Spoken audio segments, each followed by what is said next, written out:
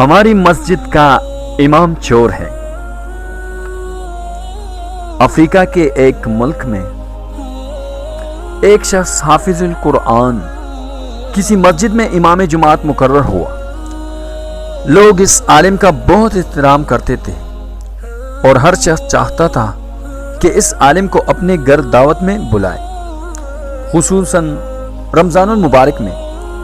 اسی سبب ایک مقتدی نے رمضان المبارک میں ان کو افطار میں اپنے گھر بلایا۔ عالم دین نے دعوت قبول کی اور افطار کے وقت اس مقتدی کے گھر پہنچے اور وہاں ان کا بہت شاندار استقبال کیا گیا۔ افطار کے بعد عالم دین نے میزبان کے حق میں دعا کی اور واپس چلے گئے۔ مقتدی کی زوجہ نے عالم کے جانے کے بعد مہمان خانہ کی صفائی کی تو اسے یاد آیا کہ اس نے کچھ رقم مہمان خانہ میں رکھی تھی، لیکن بہت تلاش کے باوجود وہ رقم اس عورت کو نہیں ملی، اور اس نے اپنے شوہر سے پوچھا کہ کیا تم نے وہ رقم لی ہے؟ شوہر نے جواب دیا نہیں، اور پھر اس نے یہ بات شوہر کو بتا دی کہ مہمان کے علاوہ کوئی دوسرا فرد ہمارے گھر نہیں آیا اور ہمارا بچہ دوسرے کمرے میں تھا، اور جھولے میں رہنے والا اتنا چھوٹا سا بچہ چوری نہیں کر سکتا۔ بالآخر دونوں اس نتیجے پر پہنچے کہ رقم مہمان نے چوری کی ہے، اور یہ سوچتے ہوئے میزبان کے غم غصہ کی انتہا نہ رہی کہ ایسا کیسے ہو سکتا ہے کہ ہم نے اتنے عزت و احترام کے ساتھ اپنے گھر بلایا اور انہوں نے یہ غلط کام کیا۔ اس شخص کو قوم کے لیے نمونہ عمل ہونا چاہیے تھا، نہ کہ چور ڈکیت۔ غم و غصہ کے باوجود اس شخص نے حیا کے مارے اس بات کو چھپا لیا، لیکن درین حال عالم دین سے دور دور رہنے لگا تاکہ سلام دعا نہ کرنی پڑے۔ اس طرح سال گزر گیا اور پھر رمضان المبارک آ گیا، اور لوگ پھر سے اسی خاص محبت اور جوش و خروش کے ساتھ عالم دین کو اپنے گھر میں افطار کے لیے بلانے لگے۔ اس شخص نے اپنی زوجہ سے کہا کہ ہمیں کیا کرنا چاہیے، مولانا صاحب کو گھر بلائے یا نہیں؟ زوجہ نے کہا بلانا چاہیے، کیونکہ ممکن ہے مجبوری کے عالم میں انہوں نے وہ رقم اٹھائی ہو، ہم انہیں معاف کر دیتے ہیں تاکہ اللہ بھی ہمارے گناہ معاف کر دے۔ اور پھر اس شخص نے مولانا صاحب کو اسی عزت و احترام کے ساتھ اپنے گھر بلایا، اور جب افطار وغیرہ سے فارغ ہو گئے تو میزبان نے مہمان سے کہا جناب آپ متوجہ ہوں گے کہ سال بھر سے آپ کے ساتھ میرا رویہ بدل گیا ہے۔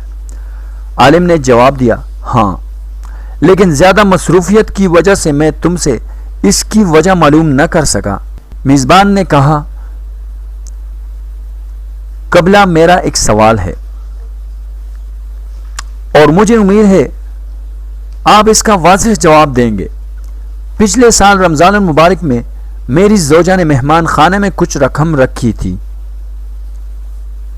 اور پھر وہ رقم اٹھانا بھول گئی، اور آپ کے جانے کے بعد ڈھونڈنے کے باوجود وہ رقم ہمیں نہیں ملی۔ کیا رقم آپ نے لی تھی؟ عالم دین نے کہا ہاں میں نے لی تھی۔